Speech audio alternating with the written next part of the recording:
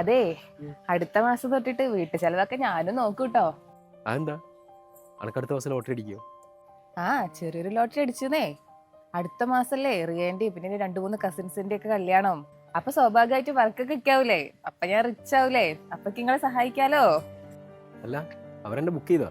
അന്ന് എൻഗേജ്മെന്റിന് മേക്കപ്പ് ചെയ്തെടുത്തത് എല്ലാവർക്കും നല്ല ഇഷ്ടമായിരിക്കുന്നു. അന്ന് തന്നെ എന്നെ ബുക്ക് ചെയ്തതാ. അഡ്വാൻസിലും തന്നവര്?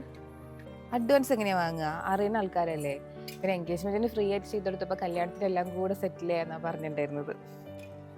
നടക്കട്ടെ, എന്തായാലും നല്ല കാര്യല്ലേ.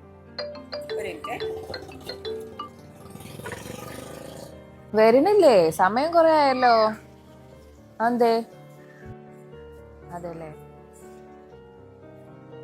ആടാ, ശരി.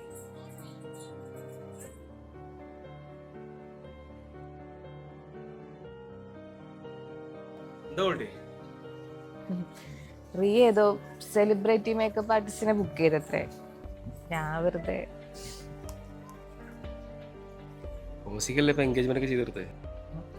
വർക്ക് കിട്ടാൻ വേണ്ടിട്ടല്ലേ കാക്കു ഞങ്ങളെപ്പോലുള്ളവർ ഈ പഠിച്ചിറങ്ങുമ്പോ ഫ്രീ ആയിട്ട് ഇതൊക്കെ ചെയ്തു കൊടുക്കണത്. എന്നിട്ട് അവരൊക്കെ ആവശ്യം കഴിയുമ്പോ നമ്മള് കറിവേപ്പിലായി. അതങ്ങനെ മോട്ടി, ഈ ഫീൽഡിൽ നിന്നല്ല ഏതൊരു ഫീൽഡിലും കൂടുതലൊന്നും ഒന്നാവണതേ ചിലർക്കൊന്നും പിടിക്കൂല. എൻ്റെ കുട്ടി രക്ഷപ്പെടും. എൻ്റെ കുട്ടി കഴിവുണ്ടല്ലോ. ഈ വാ.